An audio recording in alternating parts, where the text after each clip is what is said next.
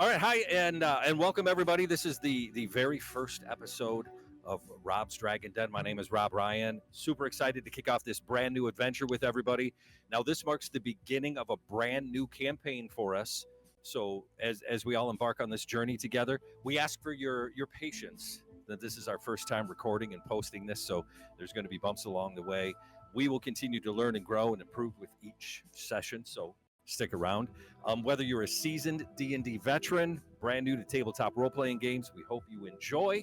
So grab your dice, settle in, and here we go.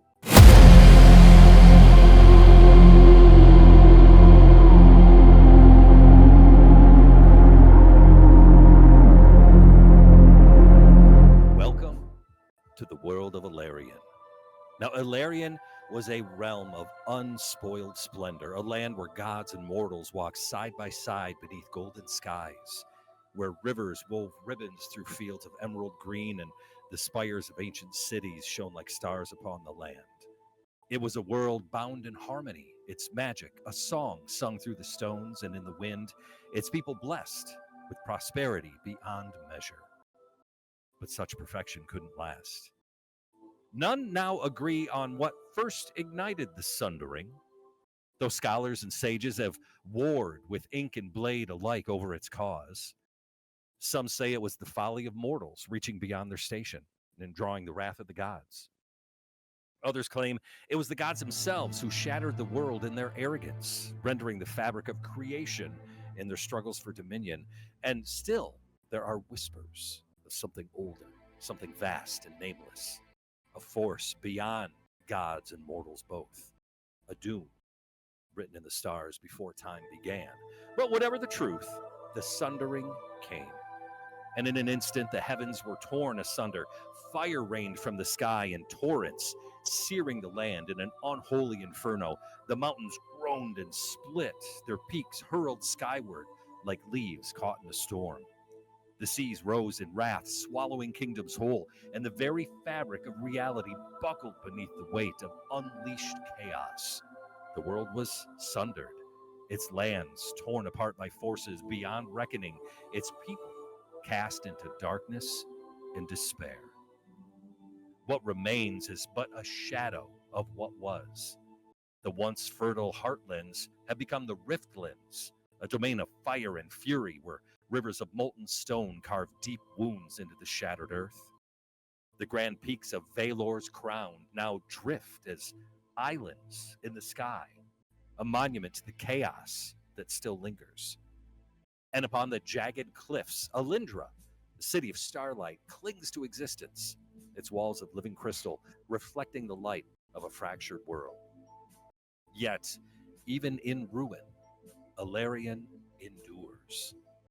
From the ashes of the old world, survivors forged the Accord of Aetheris, a fragile pact meant to bind together what remained of civilization. They built mighty ethereal anchors to steady the tide of wild magic, holding reality in check.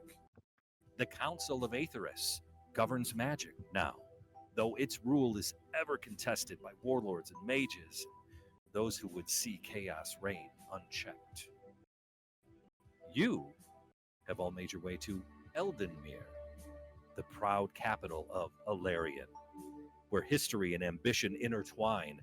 Built upon the plains of the verdant expanse, it rises above the land, a beacon of trade, learning, governance.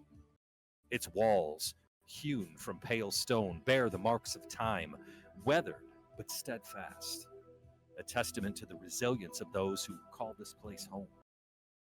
The great gates, made of iron and oak, stand open to all who come in peace. Now, beyond them, the city hums with life.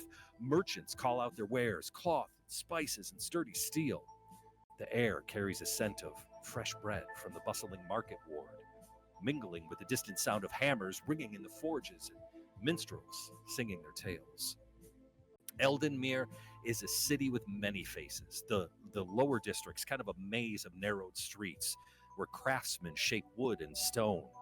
Traders haggle over goods brought from across the realm. Taverns brim with travelers and locals alike, their laughter spilling out into the air. The streets then kind of wind upward, broadening into more grand avenues lined with stately homes, each bearing the sigil of an old and noble house. At the city's heart stands the Zenith Spire, a structure of soaring arches and towering columns built with both strength and grace. It's here the rulers of Elarion gather to weigh the fate of the realm, their voices carrying in chambers where the echoes of past kings and scholars still linger. The halls are adorned with banners of ancient lineages, and the great council chamber is filled with those who seek wisdom, justice, or just a place to be heard. Though traces of magic still linger in the oldest stones, Eldenmere is not a city of enchantment and wonder, but of people, builders, thinkers, and leaders who have shaped its destiny with their own hands. It's a place of law and learning, of ambition and duty, where the past is honored, the present is lived, and the future is forged. However, everyone knows the true heart of Eldenmere doesn't lie in the Zenith Spire, but in the Gilded Hearth. Where the grand avenues of the upper city meet the bustling artisan quarters stands the Gilded Hearth. It's a place where the clang of blacksmiths' hammers meet the measured tones of scholars, where the rich aroma of fresh bread mingles with the scent of spiced wine, and where nobles and common folk alike gather in harmony. The tavern itself is a masterpiece of craftsmanship. The timber beams polished to a golden sheen, walls adorned with intricate carvings of legendary tales. Soft lantern light glows through stained glass windows, depicting scenes of great feasts and joyous revelry. There's a wide arched doorway that welcomes all who come in peace, and above it hangs a sign of burnished brass, engraved with the name that has become known throughout Elarion. It says, Gilded Hearth, a welcome for every soul. Inside, the warmth of the great hearth at the far end of the hall kind of envelops you. The fire, ever stoked, casts a golden glow upon the gleaming oak tables and cushioned chairs. A long polished bar stretches across one side where bottles of fine wines and ales and exotic liquors shimmer in the light. There's a small raised stage in the corner, space for musicians, storytellers. Here, blacksmiths and bakers rub shoulders with magistrates and merchants, all equals, beneath the hearth's roof. It's a sanctuary from the weight of the world where laughter flows as freely as the drink. Now, in the corner, two loud, boisterous humans are seated together, laughing, clearly enjoying each other's company. One of the humans is a familiar face, Lorden Hearthwell. Lorden is the owner of the Gilded Hearth. He's tall, broad-shouldered human man standing above most. His frame is solid and muscular, skin kind of weathered from years spent on the road as a youth. His dark, closely cropped hair, flecked with little hints of silver along the temples. Thick beard, always neatly groomed, is a deep auburn streaked with gray, often braided with little small trinkets from his travels. Wells, he wears well-tailored clothing, a sturdy tunic, a leather vest. A golden chain with a small, intricate little charm hangs from his neck. It's an heirloom from his days as a merchant. His presence is commanding. His booming laugh and ready smile make others feel at ease in his company. So as these two humans talk and laugh, their mirth is infectious. The sound of their hearty laughter carrying through the entire tavern. Now, Lorden, he kind of laughs and he stands and puts his hand on the shoulder of the human that is still sitting there, kind of pats him and makes his way back behind the bar. The other human remains seated, a busty woman on his lap as he calls for another round. Zach, would you introduce us to your character? Yes. So, sitting at the table, similarly statured to Lorden Hearthwell that just stood up, broad-shouldered man who, while sitting, you can tell he is tall, maybe taller than most. Long black hair, a full dark beard, not quite long, but it definitely longer than stubble. A few days of growth. He wears chainmail. Definitely scarred. You can tell he's seen some battles. Behind him in a chair, behind his chair, leaning up against the wall, um, on the floor is a large piece of metal, a large hammer with the handle leaned against the wall behind him. As the busty woman on his lap is maybe not too happy to be there, you can tell she may be earning some coin for her presence on his lap. So as he is talking with his new friend, the tavern door opens. In walks two individuals, one cloaked and hooded, one in polished armor. Ben, would you like to introduce us to your character? Um, you see walking in a tall and regal human with an athletic yet lean build.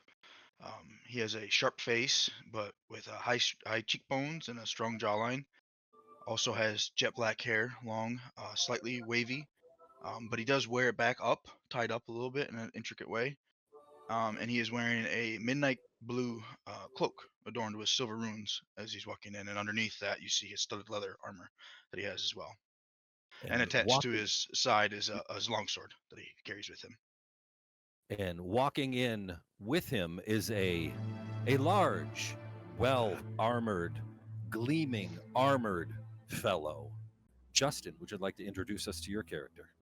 Yeah, so this fellow is of orcish descent. He has white tusks that are unnaturally white, and that stands in deep contrast to the black of his armor.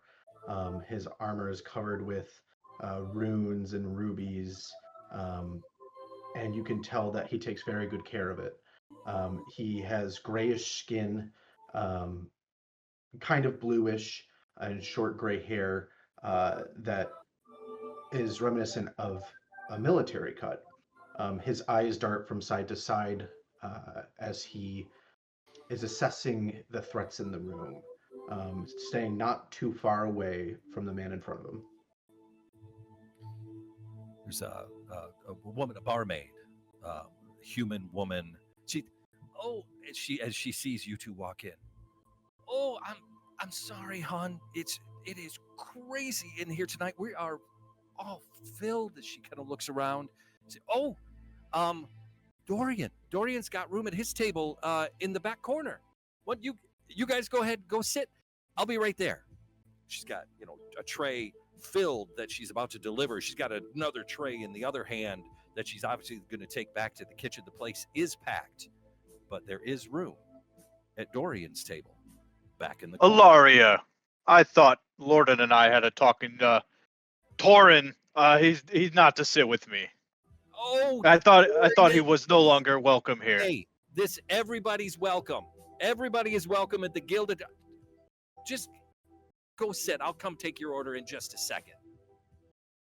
Walk over to the table and I just grab the empty chairs and I just kind of pull them away from the table, kind of lean up against the wall or away from him. I kind of just, as I walk by, look at him and nod and grab the chair and pull it away. So what is your wretched self doing here? And I see you brought your butt buddy with you. Oh, well, you always know how to keep your own company, so I figured I'd keep to myself and you keep to yours. That's I think all needs to be said right now. That might be the best. And my company is here. Yep. I'm sure there are other. I'm sure there's another tavern to hang out with you again. So, all right, okay, guys, I know. Can't we all just be friends? I'll tell you what. Lorden says if we all get along, the first round is on him. I'll see that they do get along. So what'll it be? First round's on Lorden. Doran. Two ales, I think. Look over. Ales? Sir Dorian, ales, same thing? Yes. None for Bring me another one. 3 ales? Lass, do you want anything? She said she's all right. Ales? First round. None for me. You boys get along. None for me. I'm busy. Can I get you something else? I look to him and come on, lighten up. It's okay. You have one. We'll be okay. I'll passingly kind of. Torin, you get me in trouble sometimes. It's our first day. It's okay. We can relax a little bit. Okay. 3 ales. Be right back, guys. Just everybody get along. Just sit down. Be nice. Dorian, be nice. I don't know. She kind of goes back behind the back to get drinks and everything. And it's about this time that you notice there's excitement. There's people kind of gathering right around kind of the front of a bar of the bar. Somebody has come in. DJ, would you like to introduce us and to your character? Did I include who I'm bringing Nope. in? Nope. No, okay. Just you. In comes a human male, about 6 feet tall, with short black hair, a stature to him of someone who has had military service, and he is dressed in knight-ish armor, and he carries a greatsword with him along with some other weapons, like a javelin. And he has a scar on his left cheek from one of his worst battles that he fought in. And he kind of is a little bit reserved. He kind of like doesn't seem like a guy who speaks too much. And with him, you see at his side is a towering figure, gray-green skin covered in battle scars, tusks now kind of dulled a little bit. It's this half-orc's face is very hardened, icy blue eyes with a flicker of kind of some defiance in their massive hands that are bound with rope and furs that have been patched and repaired over time. This human holds a chain that is bound to this creature's hands. One hand holding this chain, his other hand casually resting on the hilts of this giant sword hanging at his side. Now, as you see that, the waitress, the barmaid, she comes back over and she puts 2 drinks in front of each of you at the table, winks at you, and Torin, she puts her hand in. Torin, go ahead, sit down. He's not going to bite. I'll be back to check on you guys in a little bit. And she runs off. I mean, this. Hey, the green guy said he wants some apple cider. She just looks back, shakes her head, and goes off. So the 3 of you are there at this table. DJ, do you have any business to conduct? Yes. I find Lord in Hearthwell. Lord. Theodore, my good man. Come. Theodore. Bring that filth over here. Ah, As Lorden stands and he's looking at this half orc right in the face. Hey, butt buddy, is that? Do you know that guy? I think I do, and I don't like the look of him either. Hey, he's not dressed all cute like you are. Lorden kind of looks around. Kind of a busy crowd. Theo, why don't you just let's go in the back for a minute, okay? as you say, sir. I take the chains and I tug them with me. So Lorden goes into the back. Theodore, pulling the chain on this half orc that he has bound, walks him into the back. The excitement of the crowd kind of settles down a little bit. Everybody gets back to drinking. The place is literally, it's packed. It's you can't even walk through this place. As the 3 of you are sitting at that table. What, Sir John? What do you think this is?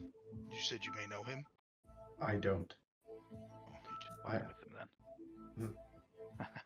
then. I kind of bump you on the shoulder and drink my ale. So what's the beef between you two? The beef. Yeah. You Uh, don't seem too happy with each other. Well, you know Dorian. He's not Dorian, sir. Yeah, you know Dorian Blackwell. Dorian. They're just another royal family in the area as well. Oh, So yes. And you I know. thought Torin, something worse happened. Torin What's that? Cinder Soul. Some may say our rivalry is similar to that of the Starks and the Lannisters, for a cultural reference for those of you that are watching online.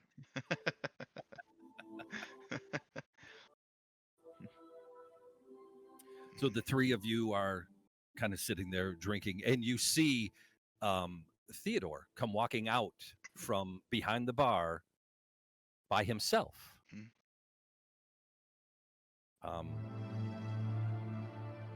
Anything anybody would like to do as you are now in the happiest bar in the land?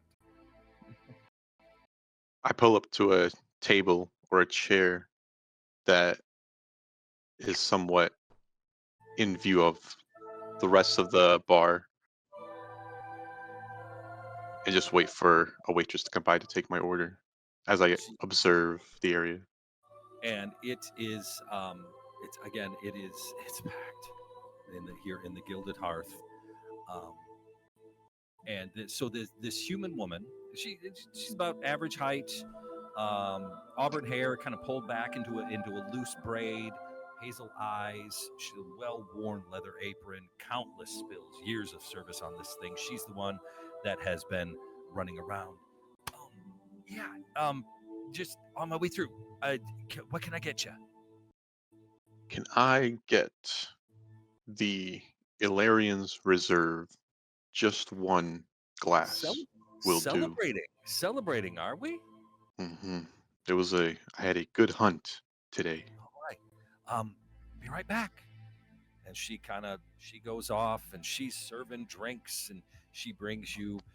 It's in a fine glass.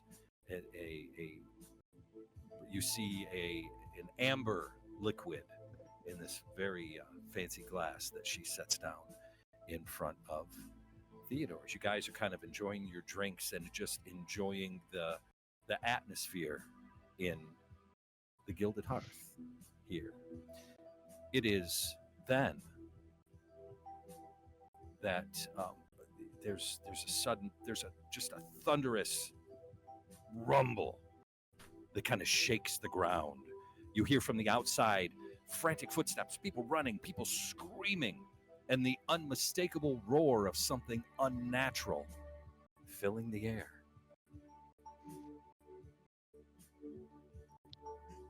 The people in the hearth, it's panic, it's chaos.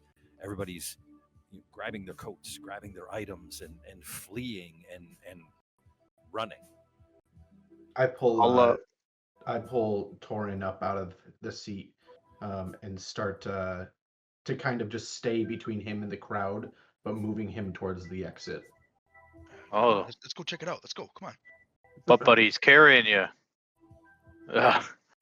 Typical Torin Cinder Soul. As I stand up and have the lovely lady just fall, whatever. Don't really care. Onto the And ground. then I'll pick up my hammer and I'll kind of drag it. As with my other hand, I'll slam the rest of my ale as I pick up the hammer now in both hands to follow. Theodore? I ready my sword, and I don't go outside yet, but I'm looking through the window to see what's going on. So, peeking out the window, you actually see jagged cracks kind of forming in the ground as a hulking mass of living earth kind of comes up out and forms a vaguely humanoid, yet jagged and uneven figure as it kind of heaves itself out of the ground into being and lets out another immense, unnatural roar that just shakes the ground. Do I get a sense that this beast is here for ill intent? You can absolutely roll a perception. I'll do that. As he does that, I'm going to kind of take the shield that I have with me and start shoving people out of the way, heading away from the door, guiding Torin in the opposite direction of this conflict. Um, 11. 11. You can tell it's some sort of creature made of earth, and it doesn't look happy. I draw my sword and I start heading outside. And what's everybody else doing? I was following Torin and Butt Buddy, so if they're outside, I'll be behind No, them. they're going. They're going we're away. headed From out Oh. the back. They're We're hiding in the corner. Oh we're no, not hiding I'm in the gonna corner. go. We're trying to go out the back. Okay. So while the Butt Buddies go out the back door, I'll go through the front door. Into the market ward of Elarion. So what you see is this hulking mass of living earth. It's got arms and legs. You see a figure there in black robes hurling spells at this creature.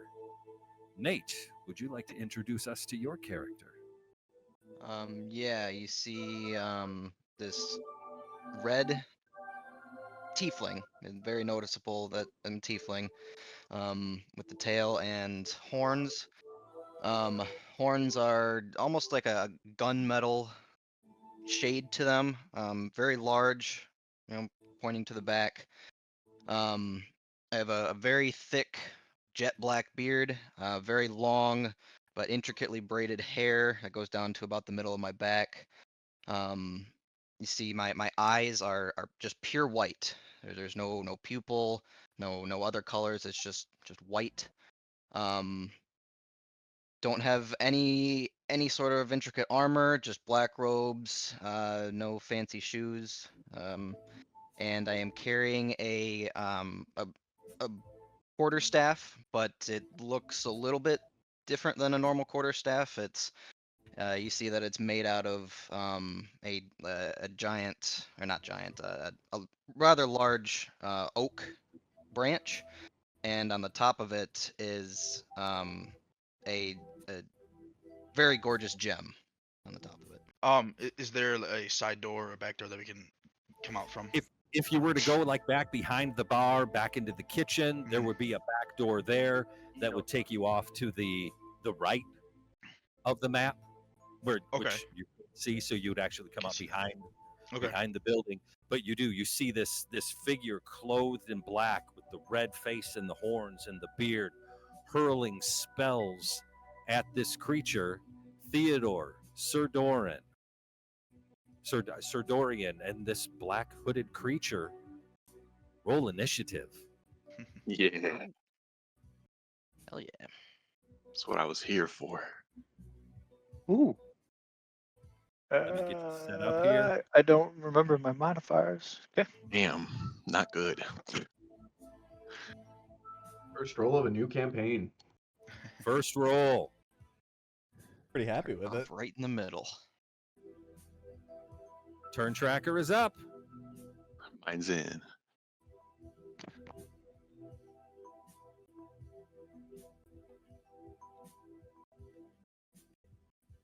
First tracker is up.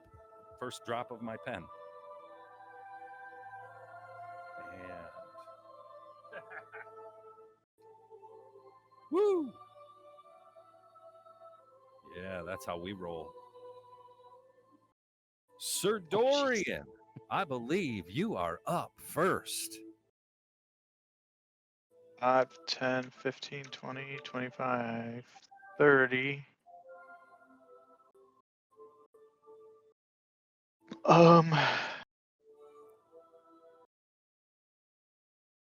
I will yeah, run to that spot and yelling, I'll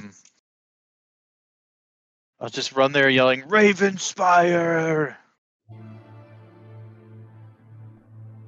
right. Caesar.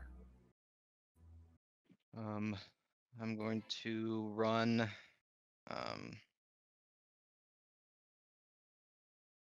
5, 10, 15 to there, and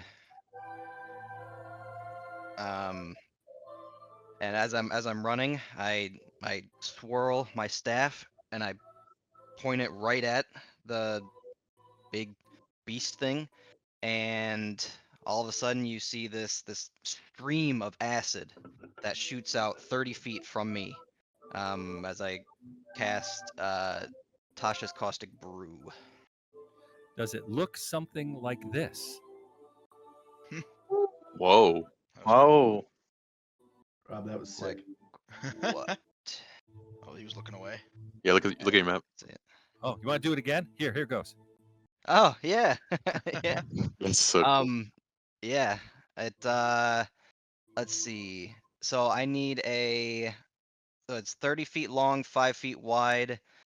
Starting from me, 30 feet. Each creature in the line, dex saving throw. Dex save is a 7. He's gonna fail. So, it is covered in acid for the spell's duration, which is a minute. It can use its action to scrape or wash all the acid off. Covered creature takes 2d4 acid damage at the start of its turns. So, Covered in acid. oh, nice. That's gonna be 14 acid damage. Wow. Yeah. That rolled Okay. really well. Nice. Nice Yep. roll. So, at the start of each of its turns, it'll take that damage, and it can use an action to get rid of it. Okay. So I Theodore. move there, and then I am going Go ahead. to then move. I'm just gonna step back about 10 feet and go there.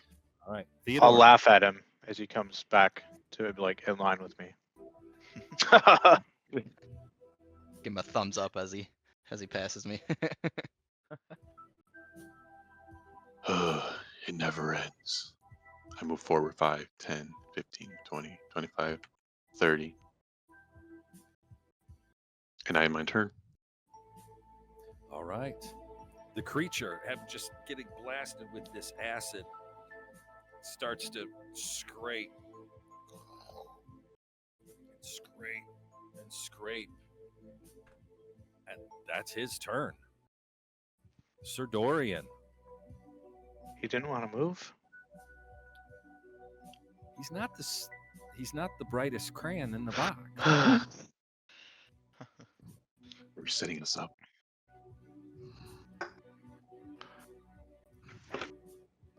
All right. 5, 10, 15, 20, 25, 30.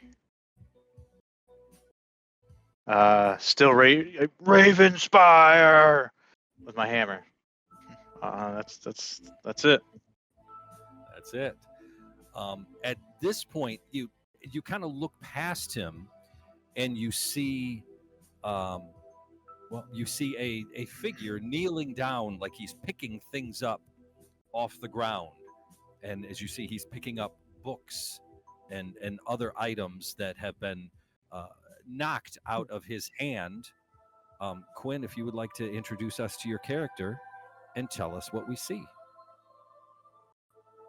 Okay, Nerd. so as you see, there's a very luminescent and glowing that person on the ground. He's picking up these books, and I'm sons of bitches, mother. Oh my god, I'll kill them all. Think they're better than me, and I'm picking them up, and I have long, like silver hair, pointy ears of the elf. I have graceful, heavy elven armor. I also have purple eyes, and then I'm look very like slim but built, so lean. And I just could give a shit less what the hell you guys are doing. I'm picking up my books. Go ahead and roll your initiative. And you join the fracas when you feel it is appropriate.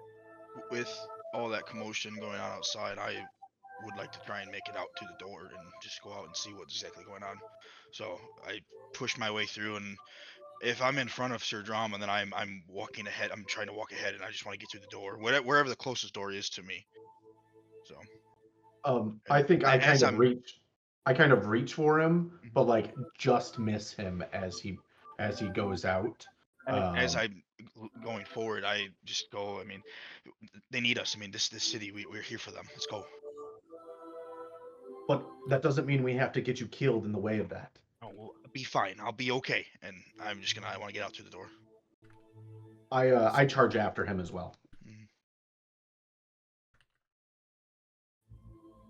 And as soon as I step out, I mean, I would probably have never seen anything of this, maybe have read of it in a book, but eyes super wide, just cannot believe what I'm seeing before my eyes right now.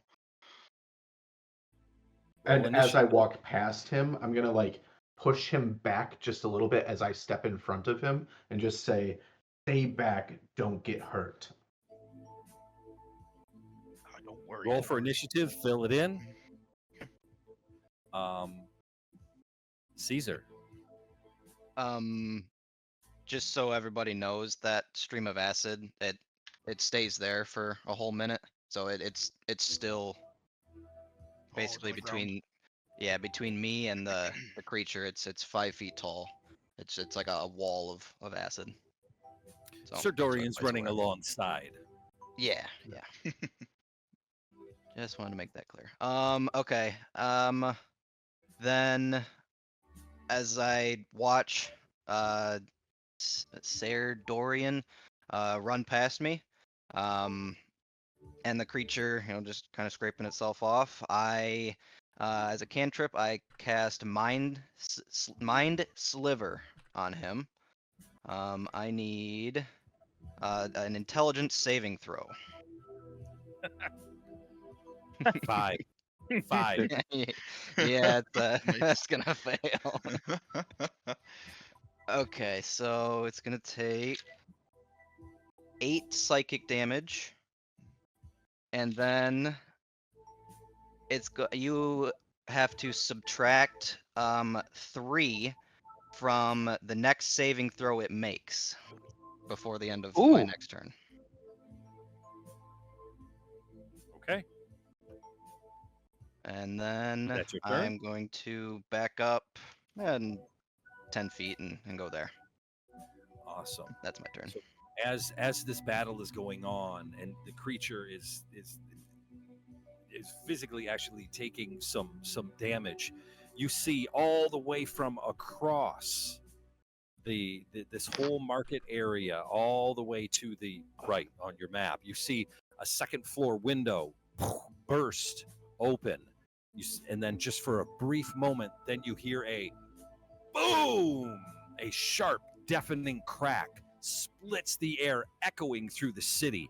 A streak of smoke curls from something sticking out the second floor window, the silhouette of a person barely visible. You can just see something in this window. So what you see is something like this. Roll for the attack. 12. 12. As you hear this boom and you see the smoke curl from something outside this window, and you hear a zzz as something whips past but does not hit the creature. Go ahead and roll. Oops, that's the wrong button. Go ahead and roll for your initiative as well, Theodore.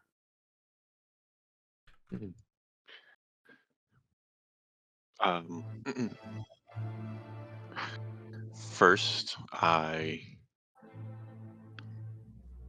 have I take my sword out and I kind of just raise it to the sky and I say, Maximum power. As I cast Shield of Faith on myself. So that gives me another 2 AC Yep. for 10 minutes. That's your action. Anything else? That's a bonus. Oh, that's a bonus action. Excellent. Yeah. Action, nice. movement, action. So I'm going to move 5, 10, 15, 20, 25, 30. And I'm going to take my great sword and try to do like an uppercut slash at his head. Roll for the attack. Let's do it. I need. You beat me there. He cut across country. It's an open air market. 18 to hit. 18 does hit. Fuck yeah. Mm. So 2d6. I still wouldn't have made it. You hear a whisper behind you, slow ass. So, so I have Savage Attacker as a Yes, you do. soldier. So, Yeah. First roll is 13 damage, but I want to re-roll it again. Okay, yep. That's 14, so I'm going to use that one. 14 damage. Yeah, 14 damage. As you see him, he comes just running up this monster long sword. It just takes this swipe, and you see him cut this gouge straight up this creature's chest, up towards its face. And this gouge that kind of closes up a little bit as after you remove your sword. Anything else? That was bonus. That was action. That was movement. Yeah, that's all I can do. That's my turn. And the creature lets out this big roar, puts his two fists together, and comes and slams them down on top of Theodore for a 15 to hit. Misses. Slams right into the ground. We'll reorder. We are at the top. Sir Dorian. Watching, somehow I get beat there, even though I left the building first. Still confused. And watching him hit, as I am one step away, I will take this step to kind of. This creature is large, I'm assuming, yeah? He's large, yes. Okay. I will kind of step forward and swing at his kneecap with my hammer. For a 15 to hit.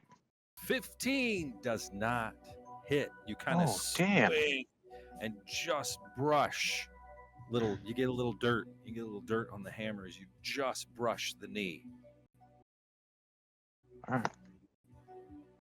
That's it. Anything else? No movement? I'm level 1. I don't know what else I can do. How much? Jasper. Let me. Okay. Yeah. I'm gonna pocket back. I guess you can't see anything. I'm just gonna take another shot. Describe what they hear. They wouldn't hear much. Just a Boom! Yep, just a boom. An ear splitting boom. I'll put it on cam. A 19? First nat 20 of the campaign. Holy yeah. crap. Congrats. First nat campaign. Holy fuck. There you All go. right. Roll the dice. We're doing 2024 player's handbook and everything. So roll Double the dice. the dice twice, double the dice, and then add your modifier.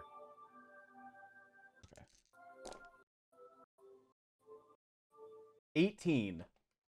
And it's gonna be magical cold damage. Ooh. Magical cold damage. Wow. Nice. As you see, you just hear this crack, bang, and you see a little smoke wisp from something sticking out the window.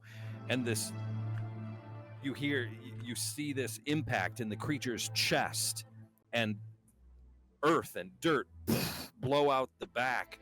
As now there's this hole right through this creature's chest. Anything else you want to do, Jasper? No, I'm good. Lionel. I will see that well, I finished picking up my books and put them away. I see that these people are trying to fight this thing.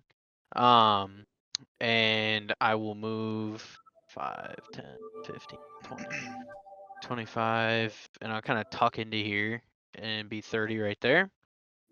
And then seeing that this guy's getting a little upset, what's his Dorian, he got real sad that apparently he wasn't the first out there, so I'll cast Shield of Faith on him. And what does that do? He gets 2 AC Mm. to his armor class. And how long does Shield of Faith last? 10 minutes. 10 minutes. 10 minutes. Awesome. So add 2 to your AC for the next 10 minutes. That was movement. That was your action. Anything else? No, that was bonus action. Oh, okay. You still have action. Yep, I'm going to.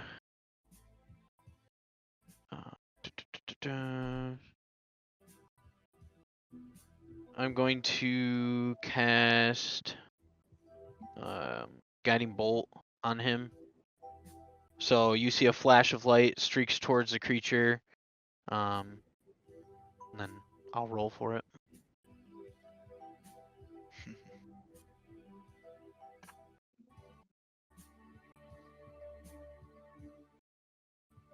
Okay.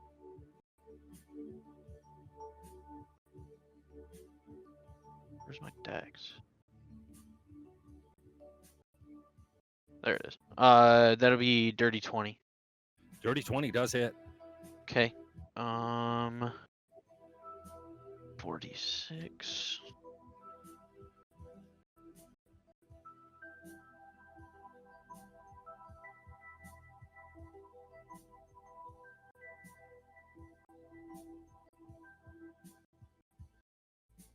Um, 11 damage.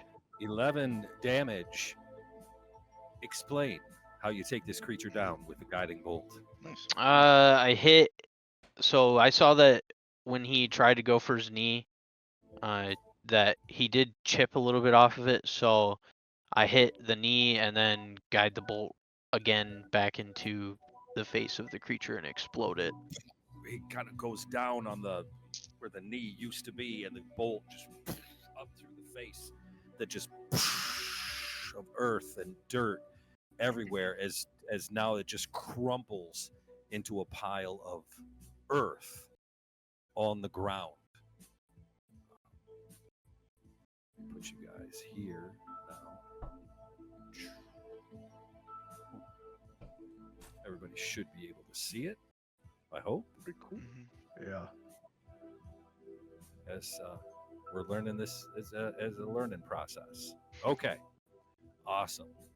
So as the dust now kind of settles, the crowd kind of cautiously emerges from their hiding places, whispering amongst themselves about the destruction that this creature left in its wake. Broken stalls, cracked stone, scattered wares littering the ground. This is the market ward of Elarion. Evidence that the chaos had just unfolded a couple of minutes ago. Then a hush falls over the crowd, giving way to the rhythmic clack of heeled boots on stone.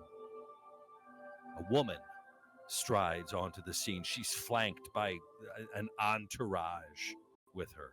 Long black raven hair cascading down her back, adorned with small gems, robes and dark velvets, deep green satins, and a little too much silver jewelry. Her icy gaze kind of sweeps over the wreckage before settling on you guys. Well, it seems as my market has become a battlefield. How charming. As much as I abhor this disruption to business, I would be remiss if I did not acknowledge those who put a stop to it. Her eyes kind of turn to one of her little cronies next to her, and this little human steps forward with a small pouch. All right, then. Don't be shy. Step forward. As she says that, I'm gonna completely ignore her, and I'm just gonna go look around and see if there was anybody hurt, and if they are, I'm going to heal them. There must be some of you responsible for this creature's demise. Oh, yes, it is I, Dorian Blackwell. Dorian, yes. I will You- walk up to her as well. You reek of your father, Dorian. Yes, Well, very well, very well. And her little crony reaches in. God's Puts a rest gold- his soul. I'm sure he puts a doesn't smell well. Yes, of course. And her little crony puts a gold piece in your hand. You, let me get a magic wielding tiefling. How original. Very well, very well. And her little crony reaches and puts a gold piece You talking to me? in your hand. I'll talking to me? give her a little nod and Yes, of take a course. step back. Yes. Any I'll hurry others? Torin forward to be like, go grab some. You helped. No, it's okay. I go to the shop Come forward. areas. No, ma'am. It's okay. Lord Cindersoul, come forward. Yes, Mm, ma'am. Would I recognize? there you are. Lord Cindersoul. I'm not sure if you actually recognize her, who this woman is. Would I? No. Okay. Yes, Lord Cindersoul, you have your mother's bearing about you. Yes, of course. That's a nice way to say it. Mhm. And her little crony Where are your parents again? puts a gold. Mm. Her little crony puts a gold piece. There, children. That will be enough. I kick a little dirt like at his shins, you know. You, I see you brought your nanny with you. I'm Everywhere much I more go. than a nanny. Lord Cindersoul, yes. Goes everywhere you go. I try I to. imagine he's quite an assistance in the privy, is he not? If I could be, I would. No, not there. Not always. the old reach around. The little crony, he reaches up and he puts a gold piece drum in your hand. Thank you. Anybody is surely there were more of you in the demise of this creature. Please take your due. Step forward. After, go ahead. I step forward. I'll have my gold now, ma'am. You are Respectfully. an interesting fellow, are you not? An air of order about you. When Interesting. Theodore steps up, She puts a piece of gold, a gold piece in your hand. when Theodore steps up, can I perceive potentially a holy symbol on him? You can absolutely roll for investigation. Oh, this is not gonna be good. Okay. All right, I rolled a 9. Investigation. I know they're hard to find on the news. Oh, Yeah. an 8. An 8. An 8. You do not see a holy He's got symbol -1. on his armor. Okay, so I do not see a holy symbol anywhere on him. Do not see a holy symbol anywhere on his armor. No. Okay. Yes, as she's looking around to see if anybody else is joining. After I'm done, like, tending to a few people, I will come up and just walk up to her. Yes, Master Elf. I see we've spent a bit of time in the halls of the annals, have we? Yes, it teaches me Oh, more than all of you ever could. tones. Yes, of course. Very well. And her crony puts a gold piece in your hand. Very well, then. As she turns to walk away, all her cronies kind of turn, this entourage she has with her. She stops. She turns back. These incursions becoming far too frequent, bad for business, you see. Would you be interested in earning some more coin? She looks at you. How Perhaps, much? perhaps tracking down the individuals responsible, and I will make it worth your while. You come, you see me tomorrow, and we shall, she looks at all of you, kind of dirty. We shall, yes, shake on it. And just as quickly as she appeared, she turns, and with a clack of heel on stone, disappears into the maze of people that have gathered to see the results of your handiwork. After she's done talking, I'm gonna go around to people and make sure they're okay. I'm going to kneel down to where the monster was, and see if I can't, investigate where or what sort of thing may have caused this. See if I It's, can't get some clues. You can roll an investigation if you'd like. Is there any fresh ale out here? You don't see any ale out in the market, being this close to the gilded hearth. 15. 15, you see a tremendous pile of dirt and earth. Cool. Nice. As he's kneeled down, Sir John, I'm going to go tend to these carts, these market carts here, and I'm gonna go around also and kind of help out and pick up anything that needs to be picked up and just kind of People tend to the people. are riding, the carts that have been knocked over, that turning them back and picking up their wares. And this is the market ward of Elarion. It's a whirlwind of movement and color. Stalls and booths lined. There's no like set permanent booths or anything. It's all people just come and people set up. So it's different every time you come. Stalls and booths line the streets, awnings stretched out in bright hues that shade merchants and their goods from the sun. The air is thick with the scent. You can smell exotic spices, cinnamon, saffron, citrus, all brought from distant lands. Vendors from all across Elarion gather here, offering something unique. Spice, dyed silk, wool, linens, street performers, and minstrels are entertaining. You do see one kind of big permanent building, and on top of that it says the Golden Exchange. But yeah, it's just kind of an open air market where there is anything and everything available. So majority of you are now standing there around this pile of dirt, looking for ale, helping others, examining the pile of dirt. But there is one that is curiously has not joined.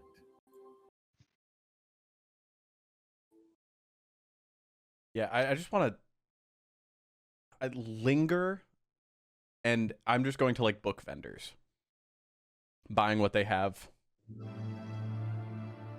Okay, so you have come down from Yeah, yep. okay, and just mingled into the crowd. Yeah, I didn't want to I had no interaction with the lady. I didn't want any gold, anything like that. So just mingering. I look at Dorian because he's right next to me, and I say, "I saw you looking at me. What's your deal?" My deal? I don't have a deal. I don't even know who you are. Then why were you staring at me?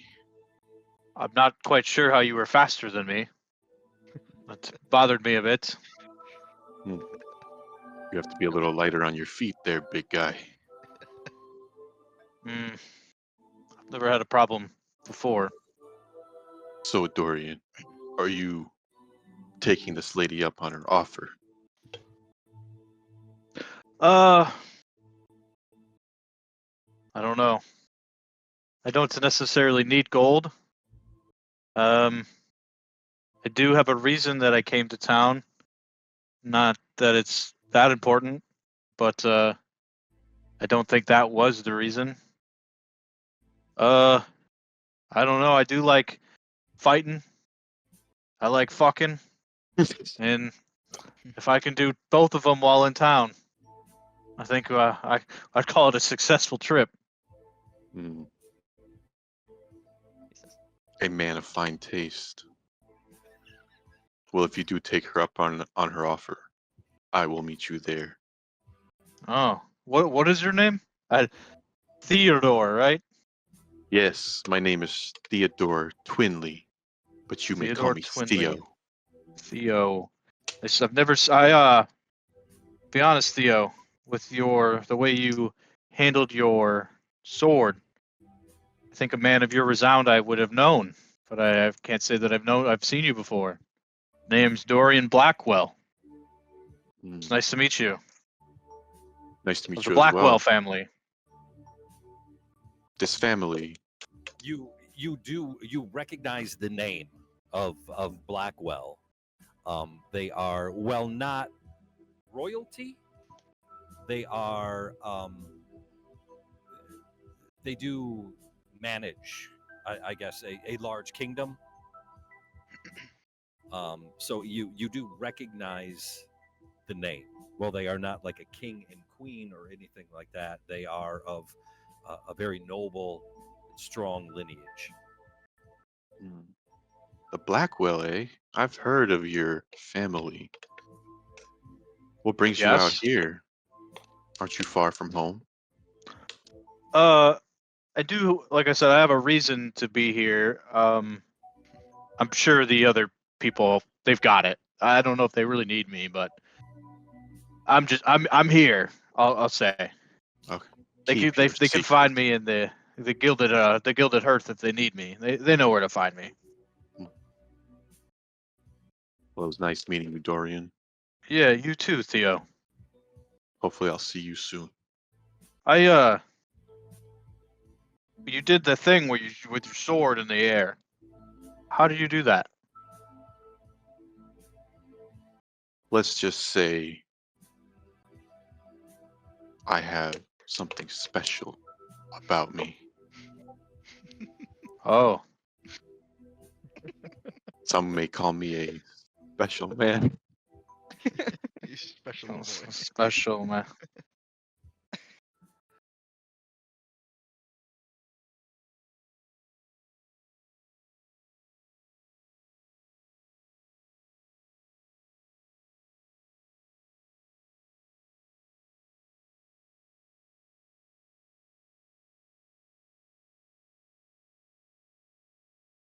So Theo and Dorian are having a conversation. What's everybody else doing? Drum As- would like to kind of look up and follow Torin slash like head to the direction Torin had been previously or said he was going. And I would like to essentially just look for him and best I can wellness check him. Everybody is still, other than Lionel and Jasper. Um, Jasper, you haven't even seen yet. You have no clue what happened in that window from that second story building, where that person is or is happening. And the elf, the very elegantly armored elf carrying the books, is kind of mingling among the markets as well. Caesar, what are you doing? I'm going to kind of follow the elf. Um, observe what he's doing. If he's, were you trying to pick up books or something? Is that what he was doing? Yeah, I got bumped into. Okay, And then they I made will. me drop my books.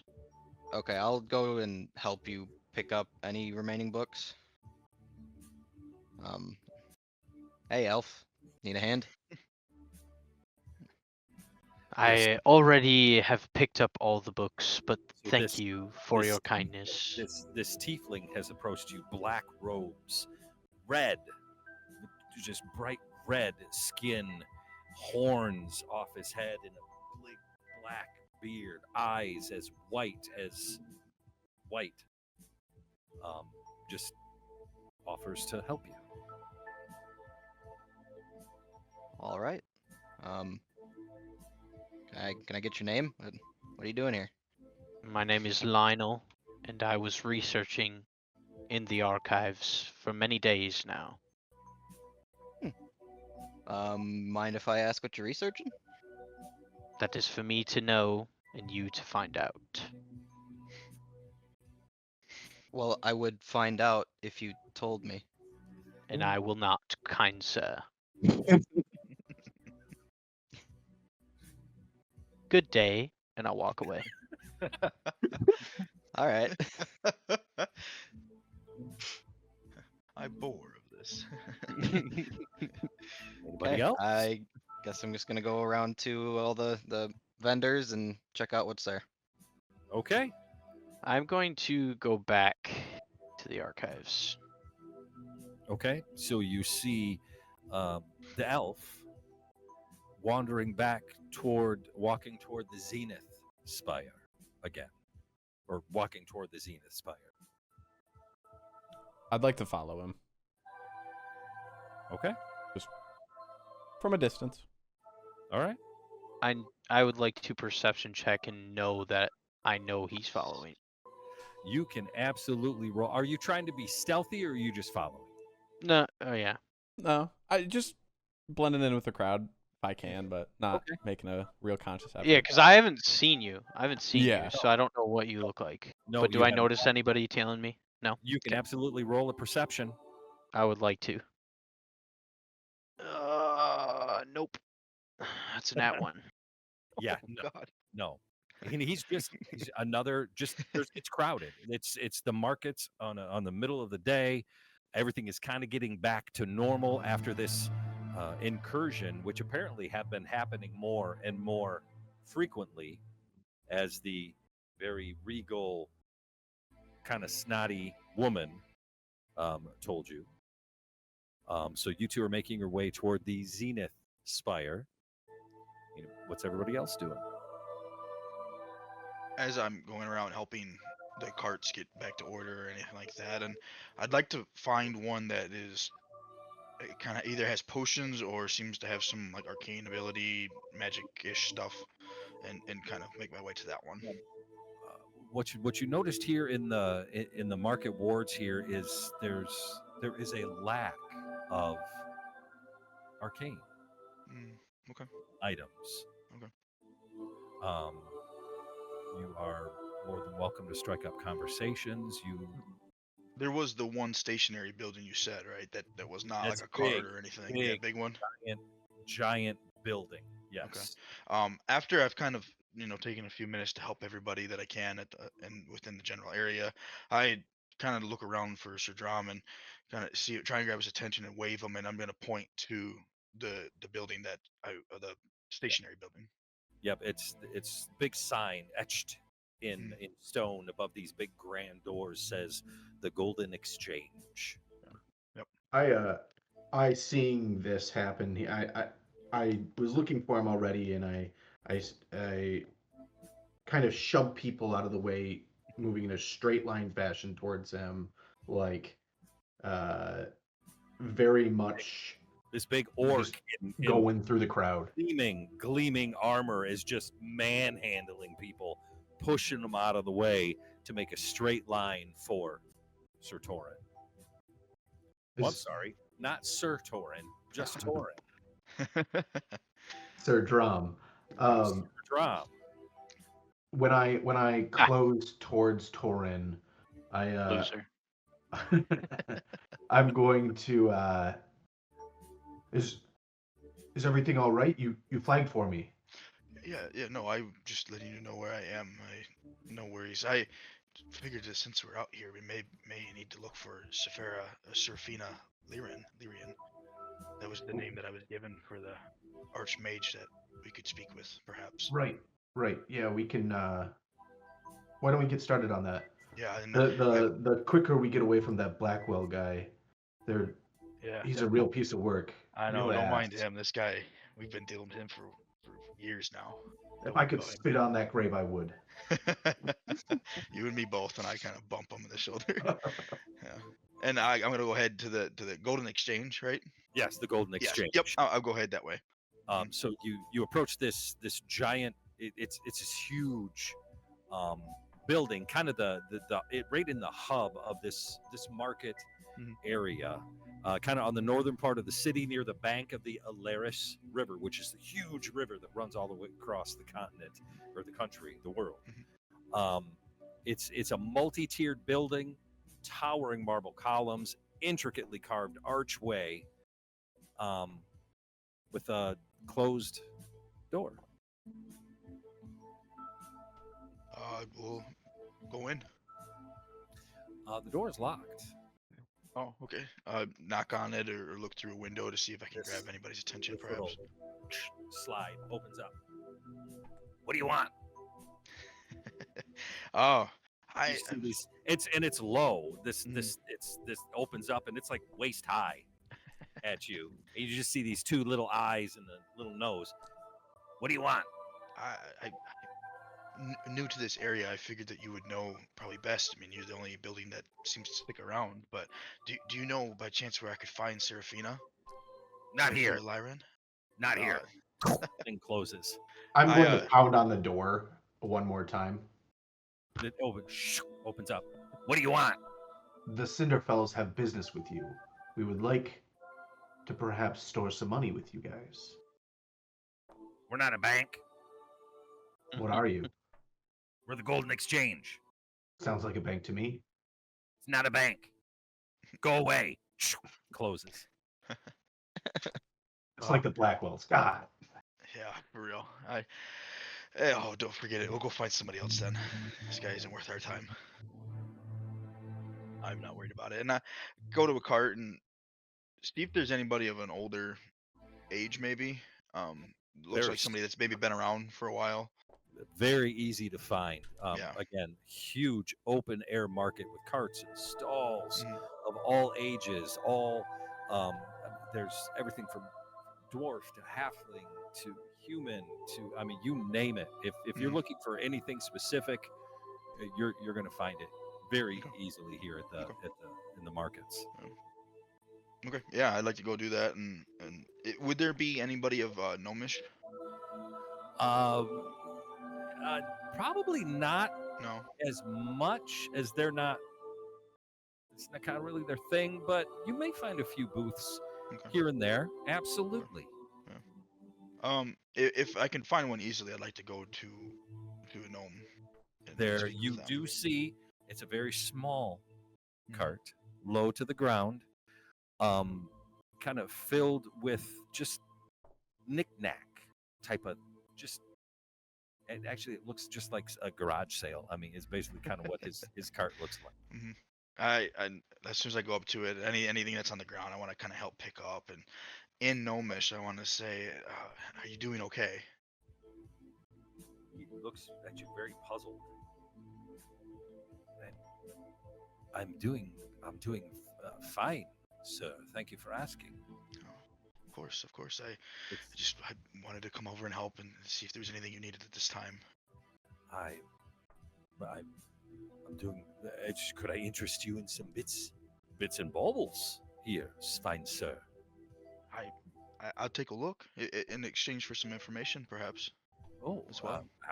Absolutely. In fact, the more you look,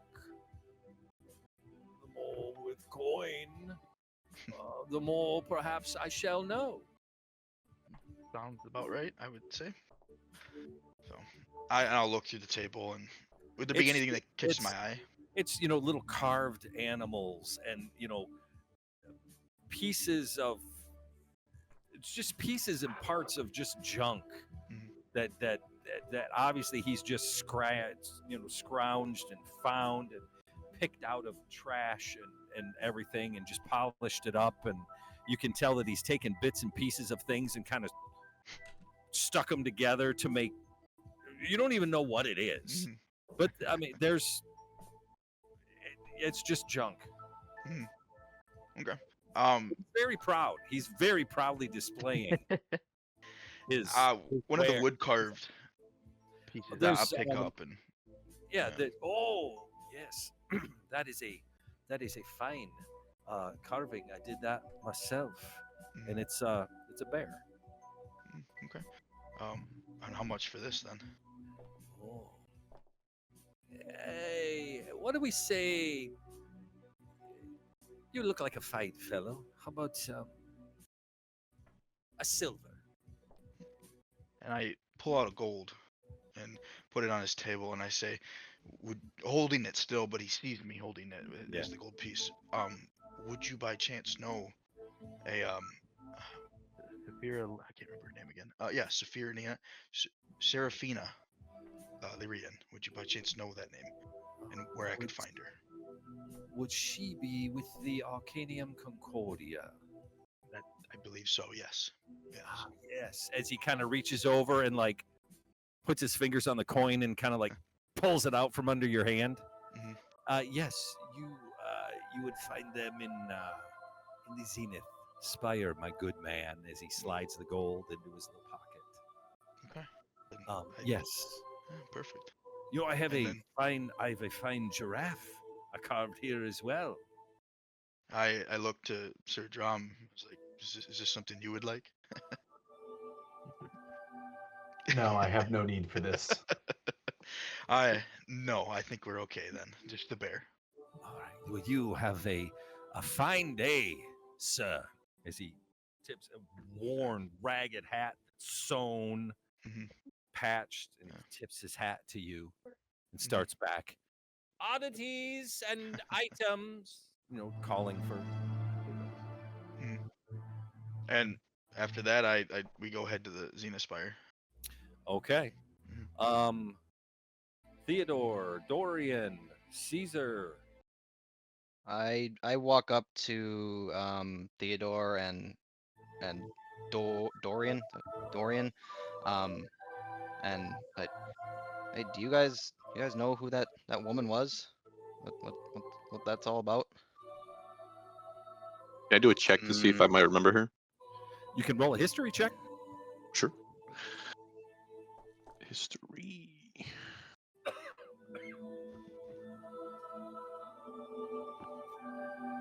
Six. I don't remember anything. You know nothing. Boy. I know nothing of that woman. I think I just met her today. What about you, Dorian? I don't know. I might have seen her in the past. Might have not have. I've seen a lot of broads, young, old, brown hair, white hair. They kind of all blend together. Seems you have visited many brothels in your days. Yeah, she may say that. Yes. Oh my. I do like a good lad. Lass. Lass. All right. I look at him suspiciously. Not here to judge, man. Right now, Lionel, you have made your way back to the Zenith Spire. Are you proceeding right to the Hall of Annals? Yes. Okay, so, and Jasper, are you still following? Yeah. Okay. So what you guys, what you see, and again, you can see the Zenith Spire. I mean, it's huge. You can see it from everywhere, towering above the city. It's kind of the beating heart of Eldemir's governance, law, and diplomacy. It's a colossal structure, a fortress and council hall where monarchs and advisors and the council of factions and emissaries shape the fate of Elarion, kind of rising from the upper tiers of the city, soaring arches, imposing spires coming off of it, can be seen from miles and miles away, catching the light of dawn and dusk, kind of like a celestial beacon. And as Lionel approaches, you see it's very elegantly dressed people of all different races. standing about and milling and discussing and talking, going in and out. And you see Lionel goes in and hits a stairway and descends down.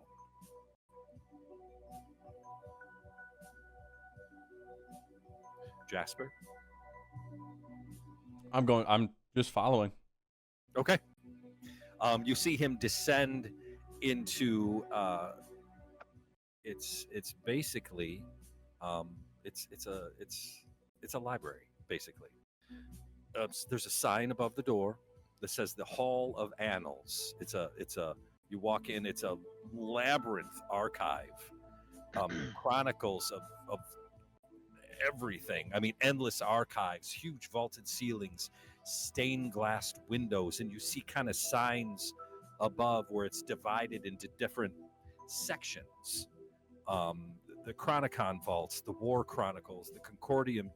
There's a chamber, the Hall of Lost Names, and there are people milling around in these deep blue and silver robes. Very, I don't want to say, almost like a monk-like behavior. As you see Lionel just kind of go in and just kind of starts meandering, looking at stuff on the shelf and pulling it off, and some he keeps, holds in his arm, others he puts back. Jasper, you have kind of seen he went into this little alcove and he spoke with a man in the blue and silver who slipped him a little piece of paper. He asked him, the man in the blue and silver never spoke. And then you see him kind of walk around more of the archives, looking at some books, doesn't really grab anything, nothing he was really looking for, and then begins to make his way up the stairs. And as you make your way up the stairs, you actually run into Torin and Sir Drum as they are also ascending the stairs to the Arcanium Concordia. The Arcanium Concordia, it occupies an expansive and intricately warded section in the towering structure of the Zenith Spire. The Arcanium Concordia is basically the most powerful and prestigious mage guild in the entire world, governing arcane study, governing magic regulation all across the land. It also serves as an academy for aspiring wizards, ruling body for mages who might wish to practice law, magic unlawfully. So it's basically it's the mage guild, along with a school. Unlike the governmental chambers that kind of dominate the lower and central levels of the spire, the Arcanium Concordia, it's an academy, a research institution, governing body for all magic. There's a set of gilded archways adorned with shifting runes that mark the entrance to the Arcanium Concordia. The outer walls are lined with levitating lanterns that glow with soft, ever-changing light, illuminating walls inscribed with the names of great mages throughout history. You kind of come up to a massive circular chamber. The three of you actually see that. Was Lionel walking in the same direction as us, or do we go past each other? You kind of walked up to the same door. Oh, okay, we walked up at the same time, and all right, as I reach for it, I see he's going for it as well. And you were in the market earlier, were you not? Yes, I was.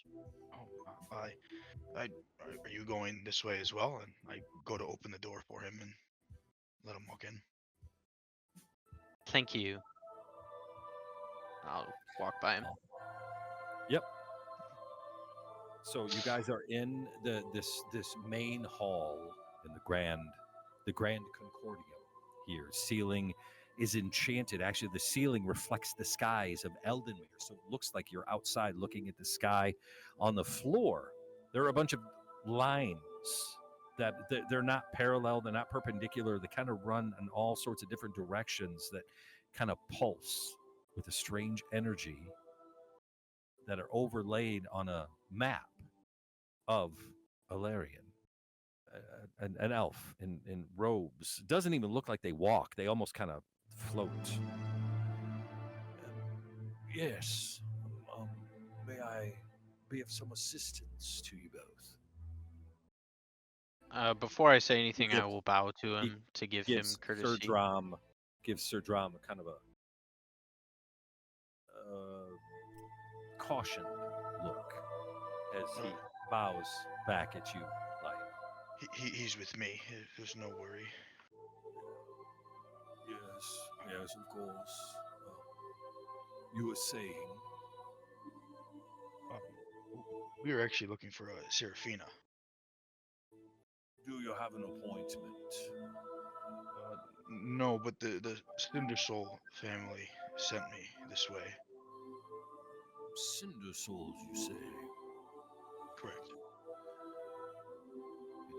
And he signals, and this, you can tell it's just a magic initiate comes, and he leans over and whispers something in this initiate's ear, and the initiate bows to him and goes walking off. Yes, we shall see if the lady is available. And you, my good sir, how may we be of service to you? I am also here for the same reason. To meet with my lady. Yes, this is odd. Quite odd. Of course. The little guy, he comes back and whispers into this older elf's ear. Yes, the lady shall see you, but not both at the same time. Lord Cindersoul, please. And this little crony magic initiate kind of leads you into a different room. It's a dome-shaped observatory that you can actually see the stars and celestial movements up in the ceiling. It's known as the Sanctum of Astral Studies. But he does point out that your friend here, Knight. Yes, Knight. yes, of course. Your knight friend here must remain. Are you sure he represents the Cinder Soul family as well? He comes with me everywhere. I kind of lean forward and like let the Cinder Soul emblem kind of like show a little on my Yes, of armor. course, but rules. Rules. Only Lord Cindersoul himself or none. It is your choice. Torin, I do not like this. It's okay. I put my hand up on your shoulder. I'll be okay. I trust this place. I think this is okay. We're here just for information. You know, there's I don't think there's anything to worry. And stand outside the door. Do you think she can actually help us? As my parents sent me this way, I believe so. I have no reason to If not I hear believe so them. much of a peep in there, I will burst through that door. Yeah, of course. But you know, be respectful. Be kind to these people here. You know Okay. me. Yeah, and I'll go. I'll follow after the elf. So you enter this Sanctum of Astral Studies, where there before you is an elven woman, silvery white hair cascading in long flowing waves. Her hair is shimmering like it's woven with strands of moonlight. Pale lavender eyes, kind of glowing faintly. Her skin is almost luminescent, soft, pearlescent tone that catches the light in an unnatural way. Robes of deep midnight blue embroidered with silver constellations, kind of mirroring the celestial dance that's up above in the ceiling, the dome ceiling of this place. A delicate veil of sheer star-threaded fabric draped over her head and her shoulders as she sits there kind of manipulating this ball that's kind of hovering, and as she manipulates it, the stars and the constellations change. Her back is to you. I But kneel she, as soon as I walk in. yes, the Lord Cindersword, please rise and approach. Yes, my lady. Kind of a nervous tone, faithfully as I As walk as into you can here. see her, she lets go of the ball and it still kind of hovers there, and she so graceful, just turns, her robes kind of flowing as she turns to face you.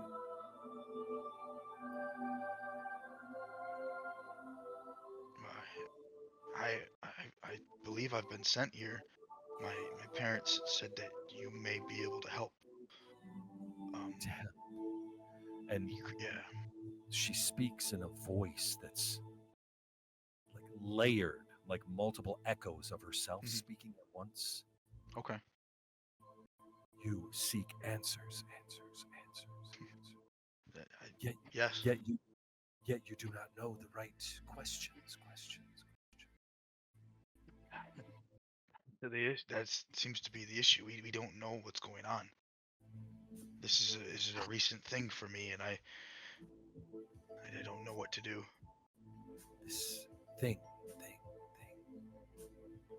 Can you tell me, describe what you see, what you hear, what you feel? Voice I echoes. mean, years ago when I was younger, out of a bit of fear and a little bit of rage, I can only describe it as some, ethereal motion came out from me, and I had harmed someone. I don't know what it was, and I don't know what happened, but it this burst of flame came out, and it just scorched the area that this person occupied. And ever since then, there's just been this little thing in the back of my mind guiding me. She lifts a hand towards your chest, but does not touch you. Mm. Her gaze flickers as if seeing something kind of unseen. Her hand kind of waves in front of you. This power you feel is a tide, a surging without form. It has taken, but not yet given. Yes, you fear it because it is unknown, and you cannot see the shape of what you have become.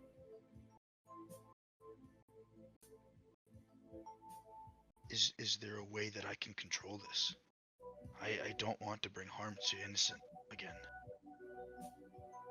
These things you hear, do they whisper warnings? Do they beckon you forward? Does their call bring you dread or longing? I have not heard anything yet. No, nothing of that sense.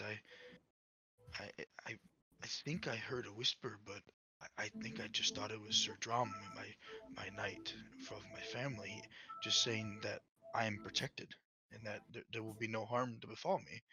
But I thought nothing of it. It was just a whisper. You must learn not to silence, but to listen.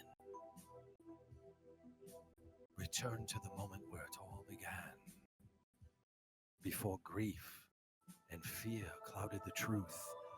What was given, what was taken, what was promised. There, you will find your answers. And what if I don't know where it began? Trust your heart. Okay. I will try. I will try. She kind of turns and goes back to manipulating the ball, and the constellations up above Mm. start changing again. I take one more kneel and I just thank her and kind You of can slowly. you can see she kind of bows her head a little bit. And one last thing before I leave, my lady. If I should need you again, or if I should ever need help again, would I be able to call on you, or how could I get into contact? The Concordia, Arcanium Concordia is here for all of Elarion. I hope I come back with better news for you then. She's manipulating the ball. And then I will exit the room. So, Sir Drum, you see Torin exit the room, and and then Lionel enters the room. Jasper, what are you doing at this time? I guess while Lionel was talking with the guy downstairs, I was kind of just like perusing books on weaponry and armor, things of that nature to try to just get understandings of how they're built and things like that. Metallurgy, the crafting of the books on alloys, combining metals to make them lighter but also stronger. Mm-hmm. Okay. There's hundreds of them down in the Hall of Annals. Yeah, and I would kind of just get 2-3, quickly get through them, and then make my way up to where they are. Through Theodore, what are you doing? Am I still with Dorian and Caesar? Are you? Dorian went back to the gilded hearth, and he's back at his table, with a mug of ale and a couple of busty. Very beautiful ladies. One on his knee, one sitting next to him. Is one 4 feet tall? Sure, should be as tall as they come. I'm kind of just waiting. Because didn't that lady say that to meet up with her like the next day? Yep, she said come visit her in the morning. Yeah, I'm kind of just waiting for that. I am just interested in making more gold right now. So you're just kind of hanging at the bar. Are you at the bar drinking? Are you sitting with Dorian? Yeah, I'll sit with Dorian. I'll Theo. drink with him. All right. Theo, where are you from, lad? I was not born in this city, but I did grow up here, as my parents were both members of the Elden Guard. I had a very militaristic upbringing. My father was a sergeant. My mother was a combat medic. But I am no longer with the Elden Guard. I have split my ways from them to pursue my own code of justice. How about you, Dorian? I'm really trying to do like a Geralt Witcher voice, and I'm sucking at it. Like, how about you, Dorian? Well, Theo, what's your last name, if you have one? Twinley. Oh yeah, you did say that. I apologize. Yes, it'll make Twinley. more sense in a couple more levels. I'm Dorian Blackwell, obviously, from the seat of House Blackwell in Ravenspire. Live bold, die hard, Galorian battle, honor in the grave. You are from a warrior family as well. My family is we're known to yes, we're an enduring and unyielding family. All of us may not be as great fighters as some of us, but yes, you may be looking at the best in the family. Are you an only child? That I am not. I have, fortunately, two brothers. One I would claim. One is a goofball, an oddball. Let's just say his raven fell from the tree too early.